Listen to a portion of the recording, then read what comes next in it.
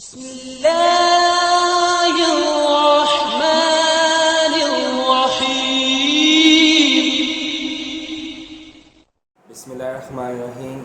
अस्सलाम वालेकुम students, this is doctor Hamza Tanzeel. आज हम डिस्कस करने जा रहे हैं past paper short questions and MCQs of chapter reproduction. इस चैप्टर में से जितने भी पास्ट पेपर में से शॉर्ट क्वेश्चंस आए हुए हैं, एमसीक्यूज़ आए हुए हैं और एमडी कैट के हवाले से जो इंपॉर्टेंट पॉइंट्स स्टूडेंट्स में हम डिस्कस करेंगे, तो आपने बहुत ध्यान से इन चीज़ों को सुनना है और इन्हें मेमोराइज़ करना है। ये आपकी बोर्ड एग्ज़ाम्स के अंदर और एमडी कैट के अंदर आपकी हेल्प करेंगे।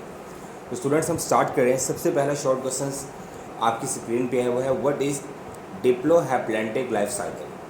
डिप्लोहैप्लैंटिक लाइफ साइकिल क्या होता है? तो स्टूडेंट्स अगर आप इसे गौर से देखो तो आपको इसके अंदर दो लफ्ज़ लिखे हुए नज़र आ रहे हैं, डिप्लो और हैप्लो। डिप्लो मीन यहाँ पे डिप्लॉयड है और हैप्लो मीन क्या है? हैप्लॉयड। तो what is diplohaplontic life cycle? हम जानते हैं बेटा कि प्लांट्स के अंदर दो जनरेशन थी, स्पोरोफाइट जनरेशन और गेमेटोफाइट जनरेशन। हमने कहा था कि जो स्पोरोफाइट जनरेशन है वो डिप्लॉयड होती है और गेमेटोफाइट जनरेशन क्या होती है? हैप्लॉयड। तो प्लांट्स के अंदर डिप्लॉयड स्पोरोफाइट जनरेशन का और हैप्लॉयड गेमेटोफाइट जनरेशन का क्या होना? अल्टरनेट होना एक दूसरे के साथ, इस कॉल्ड डिप्लोहैप्लैंटिक लाइफ साइकिल, जिसे हम लोगों ने फर्स्ट ईयर में पढ़ा था alternation of generation. Alternation of generation में क्या था कि डिप्लॉयड स्पोरोफाइट अल्टर हो रहा था किसके अंदर?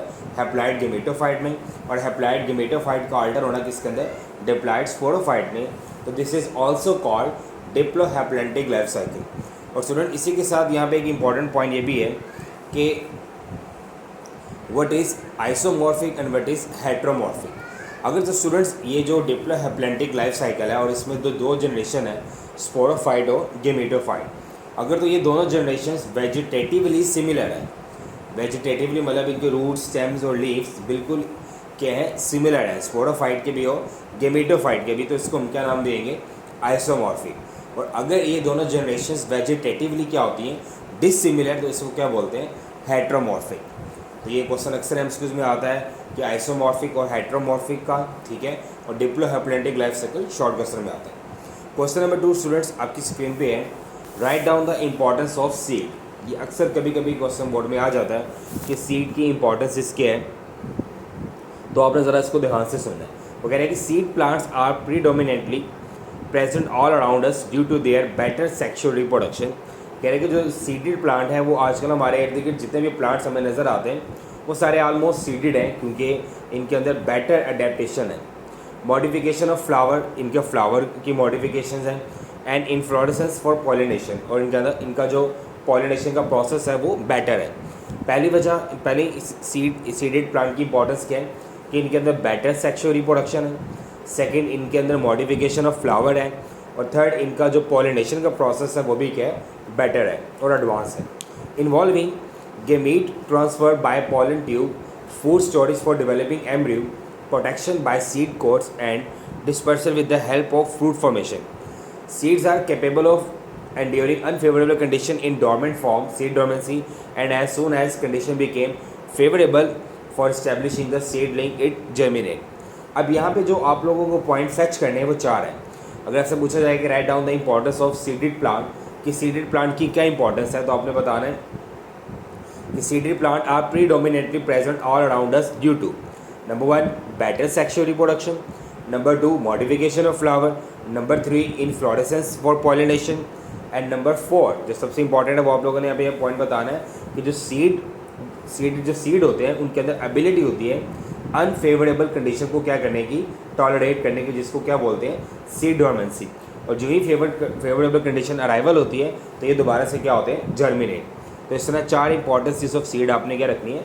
याद रखनी है। नेक्स्ट क्वेश्चन की तरफ बढ़ते हैं स्टूडेंट्स हम। Next question number 3, What is parthenocarpy and how it induced artificially? ये बड़ा इंपॉर्टेंट सवाल है कि पार्थिनोकार्पी क्या है और इसे आर्टिफिशियली हम कैसे इंड्यूस करवा सकते हैं। तो पार्थिनोकार्पी की सबसे पहले डेफिनेशन आपने याद रखनी है, वो ये है कि फ्रूट डेवलपमेंट, मतलब फ्रूट का बनना विदाउट फर्टिलाइजेशन, बगैर फर्टिलाइजेशन के, बगैर पॉलन ग्रेन के, and thus no seed formation take place. 3 point है। पहला point formation of fruit, second without fertilization, and third no seed formation, this is called parthenocarpy। और इसकी जो एग्जांपल्स हैं वो बनाना है, पाइन एप्पल है और different varieties of oranges and grapes वगैरह, ये पार्थिनोकार्पी की एग्जांपल है। पार्थिनोकार्पी के प्रोसेस से जो भी फ्रूट बनेगा उसमें क्या नहीं होगा, सीड नहीं होगा।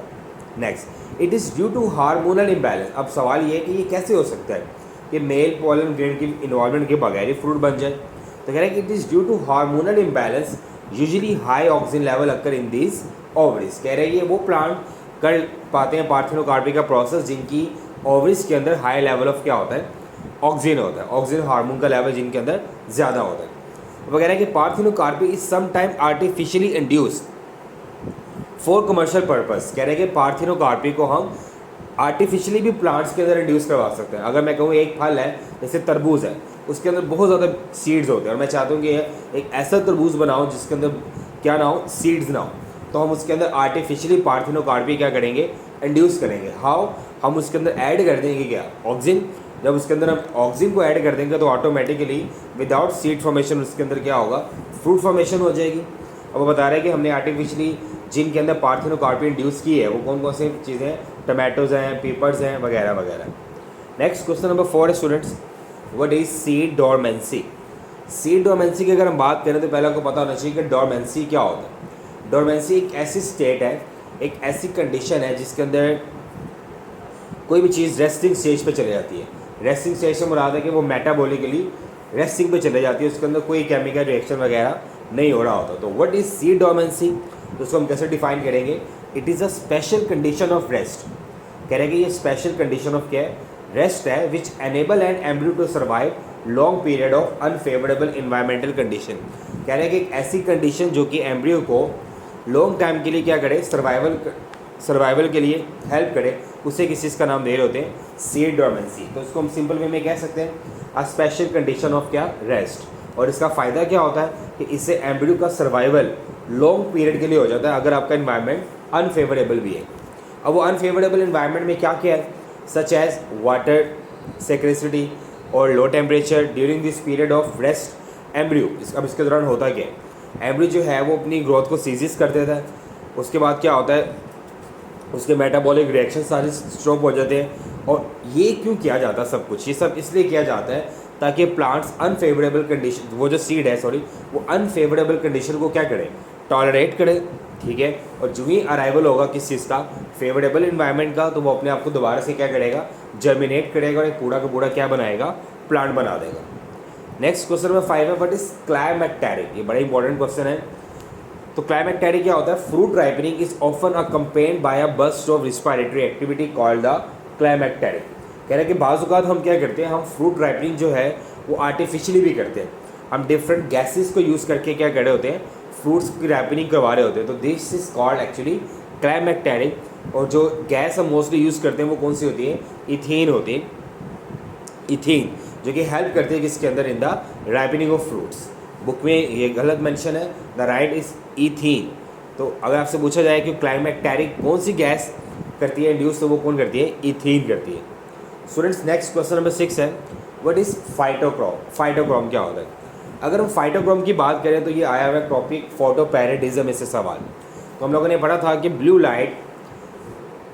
लाइट सेंसिटिव प्रोटीन पिगमेंट होता है प्लांट्स की बॉडी के अंदर, जिसे हम क्या नाम दे रहे होते हैं, phytochrome. A blue light protein sensitive pigment, जिसे हम किस चीज़ का नाम दे रहे होते हैं, फाइटोक्रोम का। और ये जो blue light sensitive protein pigment है, इसकी दो फॉर्म्स होती हैं, P660 और P730। P660 कन्वर्ट होता है P730 के अंदर under the influence of red light, मतलब डे टाइम, और P730 कन्वर्ट होता है P660 के अंदर ड्यूरिंग द डार्क, ठीक है। तो ये जो एक दूसरे की इनकी अल्टरनेशन होती है, यही एक फोटो पीरियड का फिनोमिना डेवलप करती है प्लांट्स के अंदर। Next, define vernalization and mention it's hormone. Vernalization क्या होता है और उसके हार्मोन कौन से। वो कह रहे हैं कि in biennial and perennial plants are stimulated to flowering by exposure to low temperature. कह रहे हैं कि जो बाइनियल और पेरिनियल प्लांट्स होते हैं ना, इनके अंदर जो फ्लावरिंग का जो प्रोसेस होता है वो स्टिमुलेट होता है जब इनका एक्सपोजर होता है लो टेम्परेचर से। अब ये जो लो टेम्परेचर इनका स्टिमुलस पॉइंट है, इसी फिनोमिना को हम क्या नाम दे रहे होते हैं, वर्नलाइजेशन। अब वो कह रहे हैं कि ये जो लो टेम्परेचर है ये रिसीव कौन करता है, ये रिसीव करते हैं shoot apex of a mature stem या एम्ब्रियो ऑफ द सीड ये प्लांट्स फ्लावरिंग तब इंड्यूस करते हैं जब इनका एक्सपोजर होता है किसी से लो टेम्परेचर से, और इस फिनोमेना को क्या बोला जाता है, वर्नलाइजेशन। जिस तरह अगर मैं थोड़ा सा कॉन्सेप्ट के लिए बताऊं, फोटोपैरेडिज्म के अंदर फ्लावरिंग तब इंड्यूस होती थी जब एक स्पेसिफिक फोटो पीरियड से वो एक्सपोज होते थे। इसी तरह वर्नलाइजेशन जो है, ये जिन प्लांट्स के अंदर ये फिनोमेना एग्जिस्ट करता है उनके अंदर फ्लावरिंग तब इंड्यूस होगी जब ये लो टेम्परेचर को एक्सपोजर होता है इनका। और वो टेम्परेचर कितना होना चाहिए, वो कह रहा है temperature around 4 degree celsius is found to be very effective और it stimulate the production of vernalin hormone which induce vernalization. It is now believe that vernalin is nothing specially but actually is gibberellin. कह रहे हैं कि जो temperature vernalization के लिए होना चाहिए वो 4 डिग्री सेल्सियस होना चाहिए, और वो जो हार्मोन है वो वर्नलिन पहले समझा जाता था, बट वर्नलिन कुछ भी नहीं है, कोई हार्मोन नहीं होता। एक्चुअली में वो कौन है, जिब्रालिन ही है, जो कि प्लांट्स के अंदर वर्नलाइजेशन प्रोसेस को क्या करता है, प्रोसीड कर रहा होता है। Next question, what is diploid parthenogenesis.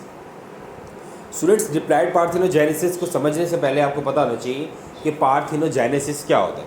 तो पार्थेनोजेनेसिस बोलते हैं development of egg into individual, कुछ भी कह सकते हो, विदाउट फर्टिलाइजेशन। अगर एक एग जो है वो डेवलप हो गया एम्ब्रियो के अंदर विदाउट फर्टिलाइजेशन, और फर्टिलाइजेशन का प्रोसेस भी नहीं हुआ, तो इसे हम किस चीज़ का नाम देंगे, पार्थेनोजेनेसिस। हम नॉर्मल प्रोसेस को जानते हैं कि एग और स्पर्म आपस में क्या करते हैं, फर्टिलाइज करके वो क्या बनाते हैं, जाइगोट। फिर जाइगोट के अंदर रिपीटेड डिवीजन होती है और क्या बनता है, एम्ब्रियो। लेकिन अगर एक एग बगैर स्पर्म के साथ फर्टिलाइज किए क्या बना दे, एम्ब्रियो बना दे, ठीक है, और उससे इंडिविजुअल भी बन जाए, तो दिस इज कॉल्ड पार्थेनोजेनेसिस। ये एनिमल्स के अंदर होती है। अब डिप्लॉयड पार्थेनोजेनेसिस क्या है, डिप्लॉयड पार्थेनोजेनेसिस के अंदर क्या होगा कि जो डिप्लॉयड एग होगा, कौन सा एग, डिप्लॉयड एग। पहली चीज़ तो आपको ये हैरान करेगी कि एग तो हैप्लॉयड होता है, तो सर डिप्लॉयड एग क्यों बोल रहे हैं, तो पहले सुन लो। इसमें डिप्लॉयड एग जो होता है वो डेवलप होता है किसके अंदर, एम्ब्रियो के अंदर विदाउट फर्टिलाइजेशन, इसलिए इसको बोला जाता है डिप्लॉयड पार्थेनोजेनेसिस। और हैप्लॉयड पार्थेनोजेनेसिस के अंदर हैप्लॉयड एग डेवलप होता है किसके अंदर, एम्ब्रियो के अंदर विदाउट फर्टिलाइजेशन। अब होता क्या है, वो कह रहा है, अब इसकी एग्जांपल समझते हैं फिर हमें समझ आएगा। इन एफिड डिप्लॉयड पार्थेनोजेनेसिस में अकर, कह रहा है कि एफिड जो है इसके अंदर डिप्लॉयड पार्थेनोजेनेसिस पाई जाती है कभी कभी, in which the egg producing cells of the female undergo a modified form of a meiosis involving total non disjunction of क्या, chromosome. They retain the diploid number of chromosome, egg develop into young females. अब वो क्या कह रहा है कि aphid के अंदर जो फीमेल होती है और उस फीमेल के अंदर जो एग प्रोड्यूस करने वाले सेल्स होते हैं, हमने पढ़ा हुआ है कि जब एग बनता है तो मियोसिस होती है, बॉडी के डिप्लॉयड सेल्स से क्या बनते हैं, हैप्लॉयड सेल्स। और हमें पता है कि जब वो डिप्लॉयड सेल्स से हैप्लॉयड सेल्स बन रहे होते हैं तो एक फिनोमेना और होता है जिसे हम बोलते हैं डिसजंक्शन। डिसजंक्शन की अगर हम बात करें तो डिसजंक्शन का मीनिंग क्या होता है कि किसी भी चीज़ का सेंटर से ब्रेक हो जाना। तो डिसजंक्शन ऑफ क्रोमोसोम्स होती हैं, तो हाफ क्रोमोसोम एक तरफ हाफ क्रोमोसोम एक तरफ, जिसकी वजह से एक डिप्लॉयड सेल से हैप्लॉयड सेल बन जाता है। लेकिन वो यहाँ पे क्या बता रहा है कि एफिड की जो फीमेल होती हैं उन फीमेल के अंदर जो एग प्रोड्यूसिंग सेल्स होते हैं उनमें कभी कभी डिसजंक्शन की बजाय क्या हो जाती है, नॉन डिसजंक्शन ऑफ क्रोमोसोम हो जाती है, जिसकी वजह से क्रोमोसोम सेंटर से अलग नहीं होते, वो पूरा का पूरा पेयर ऑफ क्रोमोसोम ही किस में चले जाते हैं, एग सेल में चले जाते हैं, जिसकी वजह से वो एग सेल हैप्लॉयड होने की बजाय क्या रहता है, डिप्लॉयड ही रहता है। और जब वो डिप्लॉयड एग सेल क्या करेगा, डेवलप होगा विदाउट फर्टिलाइजेशन, और उससे जो एक इंडिविजुअल बनेगा उसे हम किस चीज़ का नाम देंगे, this is a diploid parthenogenesis. अब कह रहे हैं कि parthenogenesis has a advantage of accelerating the normal reproductive rate. Next question है students, question number 9, write down the advantages and disadvantages of cloning. Cloning के बारे में स्टूडेंट्स आप सब जानते हो कि क्लोनिंग क्या होता है, कि ये एक ऐसा प्रोसेस है जिसके अंदर हम क्या बनाते हैं, कॉपीज़ बनाते हैं, जेनेटिकली आइडेंटिकल क्या बनाते हैं, कॉपीज़ बनाते हैं by asexual method of क्या, रिप्रोडक्शन। अब हमने देखना है कि इसकी एडवांटेजेस क्या हैं और डिसएडवांटेजेस क्या हैं। अगर हम इसके एडवांटेजेस की बात करें तो कह रहा था cloning of desirable animals such as prize bull, race horses etc might be as useful as cloning of useful varieties of plants. कह रहे हैं कि हम क्लोनिंग के जरिए क्या कर सकते हैं, डिजायरेबल एनिमल्स और डिजायरेबल वैरायटीज ऑफ क्या, प्लांट्स हम बना सकते हैं। सेकंड जो एडवांटेज है हमारे पास क्लोनिंग का वो क्या है कि cloning is useful substitute for investigating the effect of drugs, cosmetics and pharmaceutical production on animal cells without exposing laboratory animals to this chemical. कह रहे हैं कि क्लोनिंग का एक फ़ायदा में ये भी है कि हम क्लोनिंग के ज़रिए ऑर्गेनिजम्स प्रोड्यूस करें और उनको डिफरेंट एक्सपेरिमेंट्स पर्पसेस के लिए क्या करें, यूज़ करें, बजाय कि वो जो नेचुरली एनिमल्स प्रोड्यूस होते हैं हम उनके ऊपर डिफरेंट काइंड ऑफ एक्सपेरिमेंट्स करके अपने अपने प्रोडक्ट्स को अचीव कर रहे होते हैं। तो हम क्यों ना क्लोनिंग के ज़रिए ऑर्गेनिजम्स को प्रोड्यूस करें और उनके ऊपर इन्वेस्टिगेट करें effects of drug, cosmetics and pharmaceutical products. तो पहला एडवांटेज मैंने क्या बताया कि डिज़ायरेबल एनिमल्स और डिफरेंट वैराइटीज़ ऑफ हमें क्या मिलती हैं, प्लांट्स मिल सकती हैं, ठीक है। सेकेंड मैंने क्या बताया कि हम क्लोनिंग के ज़रिए ऑर्गेनिजम्स प्रोड्यूस करके हम उनको यूज़ कर सकते हैं for investigate the effects of drug, cosmetics, pharmaceutical products वगैरह वगैरह। अब इसका डिसएडवांटेज क्या है, कह रहा है कि cloning has the advantage that all the offspring behave similarly but if an environmental hazards develop like an outbreak of disease non-resistant strain to present to lessen the impact। कह रहे हैं कि क्लोनिंग का एडवांटेज तो ये advantage हम मानते हैं कि सारे के सारे ऑर्गेनिजम्स एक जैसे होते हैं, लेकिन उसका एक नुकसान ये है कि अगर कोई बीमारी उनमें फूट जाए, कोई डिजीज़ उनके अंदर आउटब्रेक हो जाए तो उन सब के अंदर रेजिस्टेंस पावर तकरीबन सेम होती है, जिससे उन सब के मरने के चांसेस क्या होते हैं, इक्वली होते हैं। नेक्स्ट क्वेश्चन नंबर 10 है। क्वेश्चन नंबर 10 है students, what are identical and fraternal twins. कि आइडेंटिकल ट्विंस क्या होते हैं और फ्रेटर्नल ट्विंस क्या होते हैं। तो आइडेंटिकल ट्विंस और फ्रेटर्नल ट्विंस को अगर हम देखें, in higher vertebrates including man के जो हायर वर्टिब्रेट्स होते हैं जैसे कि इंसान वगैरह, zygote after fertilization undergo cleavage. अब होता क्या है कि जो स्पर्म और एग मिलके क्या बनाते हैं, जाइगोट, तो वो जाइगोट आगे से क्या बनता है, एम्ब्रियो। तो जाइगोट एम्ब्रियो कैसे बनेगा, जब जाइगोट के अंदर रिपीटेडली क्या होती है, डिवीजन होती है। कह रहे हैं कि when embryo is at 2 cell stage, कि जब जाइगोट एक से कितना बना होता है, 2, द 2 ब्लास्टोमर्स, तो 2 ब्लास्टोमर्स भी कहते हैं, instead of remaining together may be separate and behave as 2 independent zygote. होता ही है कि स्पर्म और एग ने मिलकर क्या बनाया, जाइगोट। अब वो जाइगोट एम्ब्रियो बनेगा तो वो पहले जाइगोट एक सेल से कितने में डिवाइड होता है, 2 में, और वो दोनों सेल साथ जुड़े रहते हैं। लेकिन बाज़ औक़ात ऐसा होता है कि किसी वजह से वो सेल्स दोनों एक दूसरे के साथ जुड़े रहने की बजाय क्या होते हैं, अलग अलग हो जाते हैं। जब वो दोनों सेल्स अलग अलग हो जाते हैं तो वो बिहेव करते हैं दोनों के, ये दोनों एक अलग अलग जाइगोट है, फिर वो दोनों अपने आप को क्या करते हैं, अलग अलग डिवाइड करते हैं और एक एम्ब्रियो बनने की बजाय 2 क्या बन जाते हैं, एम्ब्रियो। लेकिन इन दोनों एम्ब्रियो का जेनेटिक मटेरियल बिल्कुल क्या होता है, सेम होता है। तो इस तरह के जो ट्विंस होते हैं वो कौन से होते हैं, आइडेंटिकल ट्विंस होते हैं। अब जो सेकंड वन है वो है फ्रेटर्नल ट्विंस, जिन्हें ट्रिपलेट्स भी कहा जाता है। अगर हम फ्रेटर्नल ट्विंस की बात करें तो इसमें होता क्या है कि आमतौर पे आपने ये सुना हुआ है कि फीमेल में ड्यूरिंग मेंस्ट्रुअल साइकिल एक ही एग प्रोड्यूस होता है, जो किसी एक स्पर्म के साथ फर्टिलाइज करता है और एक जाइगोट बनता है और एक बेबी प्रोड्यूस होता है। लेकिन अगर किसी फीमेल के अंदर बाय चांस 2 एग प्रोड्यूस हो जाए तो स्पर्म्स तो मिलियन आते हैं फर्टिलाइज करने के लिए, उन 2 एग्स के साथ 2 डिफरेंट स्पर्म्स क्या करेंगे, फर्टिलाइज करेंगे, तो 2 डिफरेंट काइंड्स ऑफ क्या बनेंगे, जाइगोट, जिनके जेनेटिक मटेरियल सेम नहीं होंगे। तो ये जो ट्विंस होंगे ये कौन से वाले होंगे, फ्रेटर्नल ट्विंस। और अगर आप गौर करो तो ये फ्रेटर्नल ट्विंस जो है ये प्योर सेक्सुअली है, आइडेंटिकल ट्विंस एसेक्सुअली है, क्योंकि उसके अंदर एक ही जाइगोट से आगे से डिवीजन जब हुई थी तो वो दोनों एक जाइगोट से जब 2 सेल्स बने थे तो वो दोनों सेल्स होना ये चाहिए था कि वो इकट्ठे रहते और एक क्लस्टर ऑफ सेल्स बनाते जो एम्ब्रियो था। लेकिन वो दोनों सेल्स अलग अलग हो गए और दोनों बिहेव करना शुरू हो गए एज अ सेपरेट जाइगोट। फिर दोनों ने अपने आप को ग्रो किया और आगे से जो ट्विंस हुए वो कौन से थे, आइडेंटिकल ट्विंस। तो ये कौन सा मेथड है, एसेक्सुअली मेथड है। Question number 11 students, what are viviparous and ovoviviparous. अगर हम विविपेरस और ओवोविविपेरस को डिस्कस करें तो ये 3 क्लासिफिकेशन हम लोगों ने पढ़ी थी, ओविपेरस, विविपेरस और ओवोविविपेरस। लेकिन क्वेश्चन में आमतौर पर पूछा जाता है कि what are viviparous and ovoviviparous. अगर हम विविपेरस की बात करें तो वो कह रहा है कि इन मैमल्स, जो मैमल्स होते हैं उनके अंदर इंटरनल फर्टिलाइजेशन होती है, ठीक है, लीड टू इंटरनल डेवलपमेंट, और जो एम्ब्रियो होता है उसकी डेवलपमेंट भी बॉडी की इनसाइड ही होती है। अब फिर जब डेवलपमेंट कंप्लीट होती है तो ये इसको क्या कर देते हैं, which give birth to young one such as animals are called viviparous. मतलब विविपेरस क्या होते हैं, मैमल्स जिनके अंदर इंटरनल फर्टिलाइजेशन होती है और फिर उस एम्ब्रियो की डेवलपमेंट भी बॉडी के इनसाइड होती है, और जब डेवलपमेंट कंप्लीट हो जाती है उसको वो बर्थ करते हैं, उसको वो पैदा करते हैं as a animal, young one animal, जिसको हम किस चीज़ का नाम देंगे, विविपेरस का।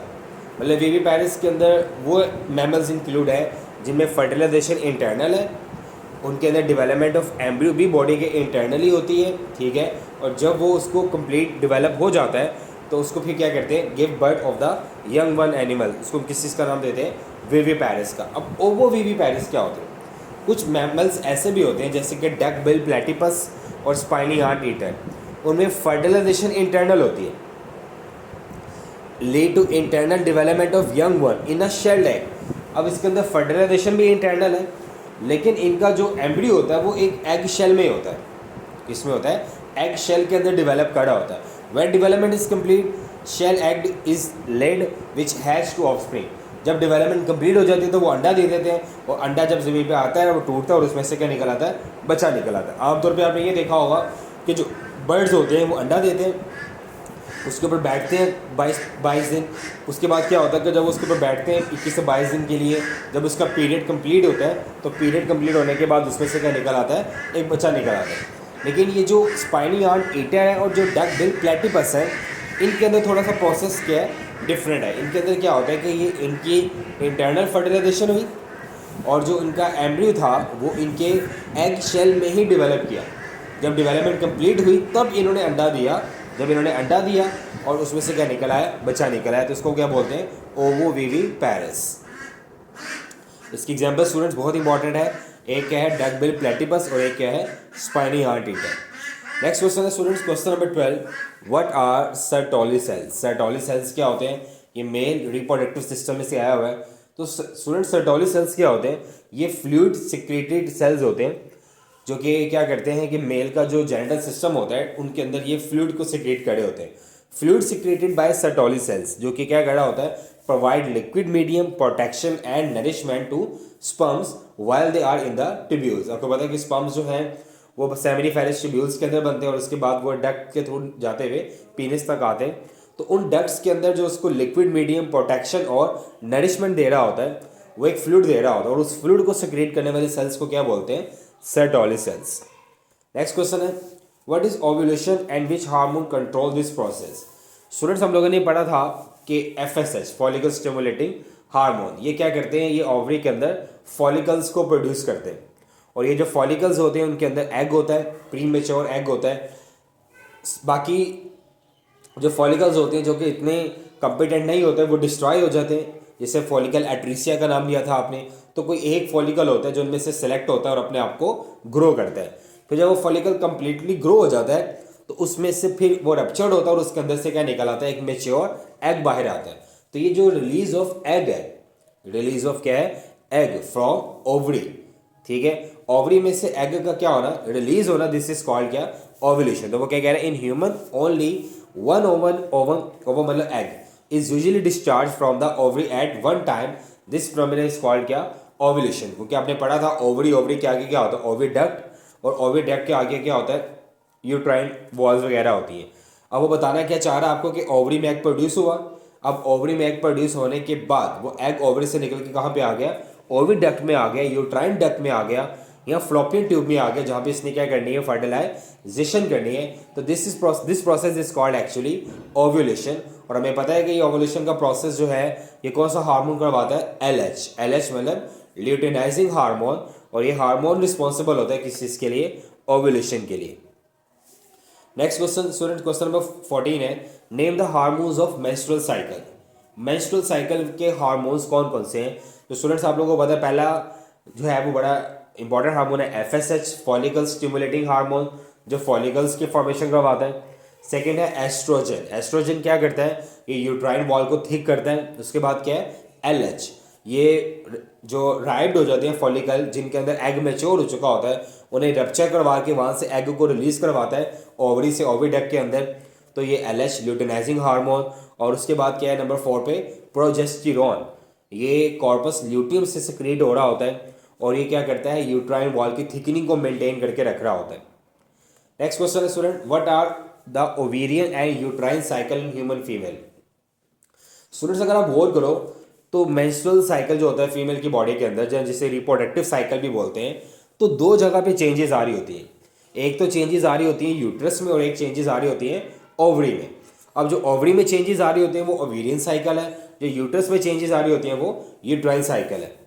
The formation of ovum and release of ovum is considered as ovarian cycle. आपको पता है स्टूडेंट्स कि ओवरी के अंदर फॉलिकल्स बनते हैं जो FSH बनाता है जिन्हें, फिर जब वो एक फॉलिकल सिलेक्ट होता है, बाकी जब वो रिजेक्टेड हो जाते हैं, डिस्ट्रॉय हो जाते हैं, फिर वो जो फॉलिकल एक सिलेक्ट होता है वो अपने आप को मेच्योर करता है, अपने अंदर मौजूद एग को भी मेच्योर करता है, फिर उससे LH रप्चर कर देता है फॉलिकल को और उसके अंदर से क्या निकलवा देता है, ओवम निकलवाता है, जो कि ओवरी से ओविडक्ट में आ जाता है। तो ये सारा प्रोसेस जो है ये ओवरी में हो रहा है, so it's called ovarian cycle. Meanwhile उसी के साथ साथ क्या हो रहा होता है, uterine wall get thicker for conceive the zygote after fertilization as known as uterine cycle.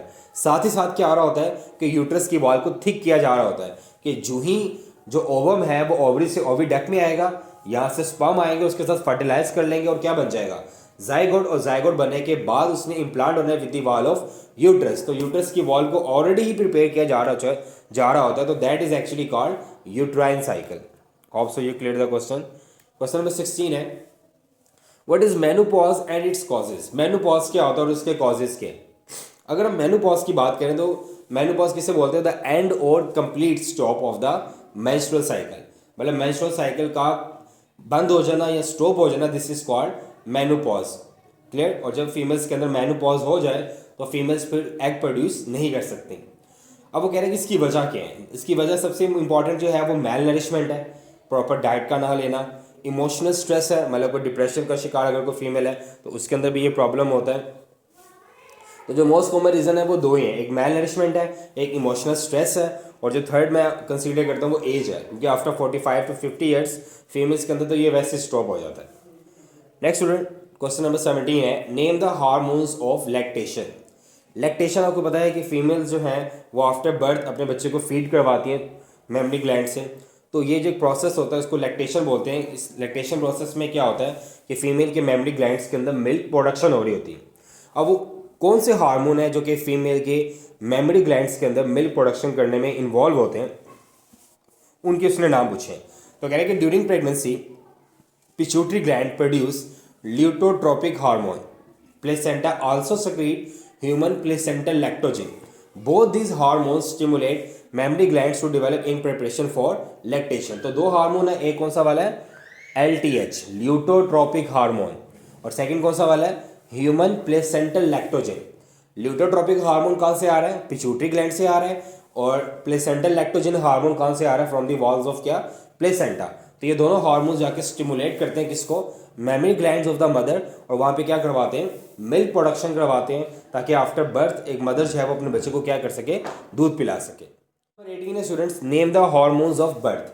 के बर्थ के जो हार्मोन्स हैं वो कौन कौन से हैं। तो स्टूडेंट्स हम स्टार्ट करेंगे ACTH से। अगर हम ACTH की बात करें, एड्रेनोकॉर्टिकोट्रोफिक हार्मोन, ये फीटस के जो ब्रेन होता है उसके ब्रेन के पिट्यूटरी ग्लैंड से रिलीज होता है। ये फीटस के ब्रेन के पिट्यूटरी ग्लैंड से रिलीज होकर फीटस का जो एड्रीनल ग्लैंड होता है और उसका जो कॉर्टेक्स पोर्शन है, आउटर पोर्शन है, उसके ऊपर एक्टिव करता है, और वहाँ से एक और हार्मोन रिलीज करवाता है जिसका नाम है कॉर्टिकोस्टेरॉइड। अब ये कॉर्टिकोस्टेरॉइड जो रिलीज होता है ये फीटस सर्कुलेशन को क्रॉस करता हुआ, प्लेसेंटल बैरियर को क्रॉस करता हुआ मदर के ब्लड में चला जाता है, और जो ही मदर के ब्लड के अंदर कॉर्टिकोस्टेरॉइड जाता है तो कॉर्टिकोस्टेरॉइड मदर के ब्लड में जाने के साथ ही प्रोजेस्टेरॉन के लेवल को डिक्रीज कर देता है मदर की बॉडी के अंदर। और आपको पता है कि मदर के ब्लड में जो प्रोजेस्टेरॉन का लेवल है वही तो प्रेगनेंसी को मेंटेन किया हुआ था।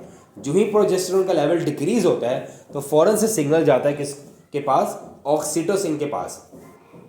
ऑक्सीटोसिन रिलीज होना शुरू हो जाता है पिट्यूटरी ग्लैंड से, पोस्टीरियर पिट्यूटरी ग्लैंड से, और जब ऑक्सीटोसिन रिलीज होता है तो ये डायलेशन ऑफ क्या करवाता है, uterus, for the purpose of क्या, बर्थ। तो तीन हार्मोन मैंने बोले, एक मैंने कौन सा बोला, ACTH, सेकंड मैंने कौन सा बोला, कॉर्टिकोस्टेरॉइड, और थर्ड मैंने कौन सा बोला, ऑक्सीटोसिन। ACTH और कॉर्टिकोस्टेरॉइड फीटल के बॉडी से निकल रहे थे और प्रोजेस्टेरॉन का लेवल डिक्रीज हुआ और ऑक्सीटोसिन रिलीज हुआ मदर के ब्लड में, इसने क्या करवाई, बर्थ करवाई। नेक्स्ट क्वेश्चन नंबर 19 है, व्हाट इज आफ्टर बर्थ। ये बड़ा इंपॉर्टेंट सवाल है। अब स्टूडेंट्स बेबी तो डिलीवर हो गया लेकिन प्लेसेंटा और उसके डेब्रिस तो अभी भी अंदर है, उनको भी तो निकालना पड़ेगा। तो ये सारा प्रोसेस कब होता है, आफ्टर बर्थ में होता है। With in 10 to 45 minutes after birth the uterus contract, uterus still contract करी होती है, बच्चे को उसने पास आउट कर दिया लेकिन फिर भी वो कॉन्ट्रैक्ट करी होती है। क्यों, and separate the placenta from the walls of the uterus and placenta then pass out through the vagina. तो वो प्लेसेंटा की जो वॉल्स होती हैं, उसका सारा जो गंद होता है वो अपने साथ से रिमूव करी होती है ताकि नेक्स्ट बेबी के लिए अपनी यूट्रस को वो क्या करे, प्रिपेयर करे। तो this is actually called after birth. और इस पूरे बर्थ के प्रोसेस में जो एवरेज ब्लड लॉस होता है वो कितना होता है, 350 सेंटीमीटर क्यूब। नेक्स्ट क्वेश्चन है student, what are test tube babies. तो स्टूडेंट इसका बड़ा सिंपल सा कॉन्सेप्ट है, वो पेरेंट्स जो कि नॉर्मल प्रोसेस ऑफ फर्टिलाइजेशन को एंजॉय नहीं कर सकते किसी भी अबनॉर्मेलिटी की वजह से, चाहे वो फिजियोलॉजिकल है चाहे वो फिजिकल है, तो उनके लिए जो टेक्निक है वो बेबी को बर्थ करने की वो कौन सी वाली है, टेस्ट ट्यूब बेबीज। अगर हम टेस्ट ट्यूब बेबीज की बात करें तो इसके अंदर क्या होता है, parental sperms and ovum is fertilize in vitro outside the female body and then the zygote is implanted back into the mother uterus. हम स्पर्म और एग को बॉडी के आउटसाइड फर्टिलाइज करवाते हैं और उससे जो जाइगोट बनता है वो जाइगोट दोबारा मदर की बॉडी में क्या कर देते हैं, इम्प्लांट कर देते हैं। फिर उससे नॉर्मल प्रोसेस हुआ कि बर्थ स्टार्ट हो जाता है और आफ्टर 9 मंथ एक बेबी डिलीवर होता है जो कि एक्चुअली में प्रोड्यूस हुआ होता है through test tube babies technique. Next question student, last question है, what is STDs and mention the bacterial and viral STD.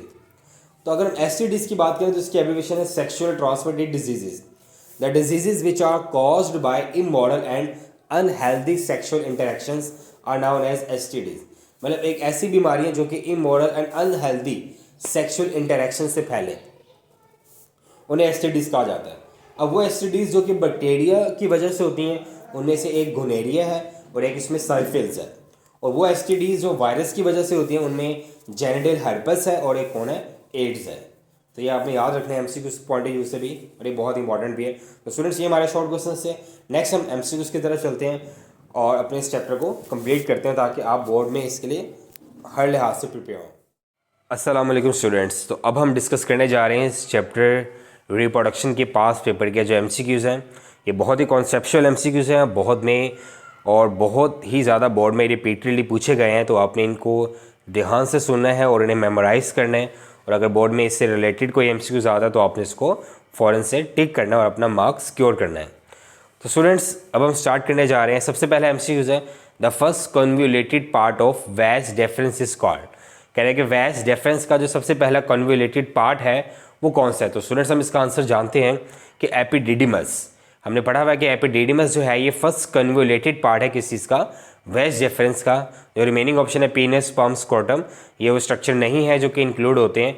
तो जो सबसे पहला कन्वोल्यूटेड पार्ट है वो कौन सा है, एपिडिडिमस। उसके बाद नेक्स्ट एमसीक्यू है, when will you call embryo as foetus. कह रहे हैं कि आप एम्ब्रियो को फीटस कब कंसीडर करते हो। तो स्टूडेंट्स आप लोगों ने पढ़ा हुआ है, ये बुक की लाइन है कि आफ्टर 3rd मंथ्स जो एम्ब्रियो होता है उसको रेफर्ड किया जाता है एज अ फीटस। तो उसे हम क्या कह सकते हैं कि एम्ब्रियो रेफर्ड एज फीटस वो कब होगा, आफ्टर 3 मंथ्स। उसके बाद है, when the sperms are in tubules then protection and nourishment is provided by. कह रहे हैं कि जब स्पर्म्स ट्यूब्यूल्स के अंदर होते हैं तो उन्हें प्रोटेक्शन और नरिशमेंट कौन देता है। तो हमने पढ़ा था कि सर्टोली सेल्स वो सेल्स हैं जो लिक्विड मीडियम प्रोवाइड करते हैं और साथ में नरिशमेंट देते हैं, प्रोटेक्शन देते हैं किन्हें, स्पर्म्स को। उसके बाद है the ovary under the influence of FSH also produce a hormone. कह रहे हैं कि जो ओवरी है वो एफएसएच के इन्फ्लुएंस के अंदर एक हार्मोन को प्रोड्यूस करती है, उसका नाम क्या है। तो स्टूडेंट्स हमने पढ़ा था द हार्मोन नेम इज क्या, एस्ट्रोजन। और ये एस्ट्रोजन हार्मोन क्या करता था, एक तो ये ब्लॉक करता था एफएसएच को और सेकेंड ये थिकनिंग करता था वॉल ऑफ द यूट्रस। उसके बाद in human female the discharge of blood and cell debris called. कह रहे ह्यूमन फीमेल्स के अंदर जो ब्लड सेल्स और जो ब्लड का डिस्चार्ज है फ्रॉम यूट्रस, इस फेज को क्या कहते हैं, ओवुलेशन, अबॉर्शन, सेक्रेशन या मेंस्ट्रुएशन। तो स्टूडेंट्स हम जानते हैं इस स्टेज का क्या नाम होता है, मेंस्ट्रुएशन। उसके बाद duration of gestation period in human females. कह रहे हैं कि ह्यूमन फीमेल्स के अंदर एक गेस्टेशन पीरियड कितनी देर का होता है। तो हमें पता है स्टूडेंट्स वो 9 मंथ्स का होता है या कितना, 280 डेज। उसके बाद ओवा वीवी पैरिस इज शोन बाय। तो हमें पता है कि ओवा वीवी पैरिस के जो एग्जांपल्स हैं वो डक बिल प्लेटिपस है और स्पाइनी आंट ईटर है। और यहाँ पे जो मेंशन है वो क्या है, duck bill platypus. So the right answer is क्या, duck bill platypus. Next example of day neutral plant is. कह रहे हैं कि डे न्यूट्रल प्लांट की एग्जाम्पल इनमें से कौन सी है। तो स्टूडेंट्स अगर हमने टेबल याद हो तो हमने इसमें पढ़ा था कि जो इन चारों ऑप्शन में से जो टोमेटो है इज एन एग्जाम्पल ऑफ क्या, डे न्यूट्रल प्लांट। उसके बाद है रेप्टाइल एंड बर्ड्स आर। कह रहे हैं कि रेप्टाइल और बर्ड्स जो हैं ये किस कैटेगरी में आते हैं। तो हमने 3 कैटेगरी पढ़ी हुई है, ओविपेरिस, विविपेरिस और ओवोविविपेरिस। तो यहाँ पे जो रेप्टाइल और बर्ड्स हैं ये किस कैटेगरी में आते हैं, ओविपेरिस के अंदर आते हैं। उसके बाद in nature P730 to P660 conversion occurring, ये फोटोपैराडिज्म में से एमसीक्यूज है।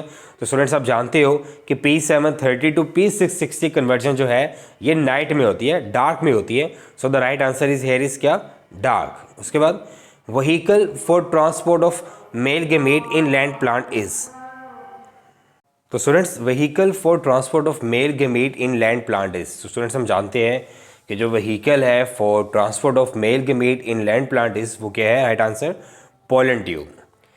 Next, reproduction is necessary for the survival of, कह रहे हैं कि जो रिप्रोडक्शन है ये ज़रूरी है for the survival of individual, community, species या बायोम। तो हम स्टूडेंट जानते हैं कि स्पीशीज़ के सर्वाइवल के लिए क्या ज़रूरी है, रिप्रोडक्शन ज़रूरी है। अगर रिप्रोडक्शन नहीं होगी तो स्पीशीज़ इस दुनिया से ख़त्म हो जाएंगी।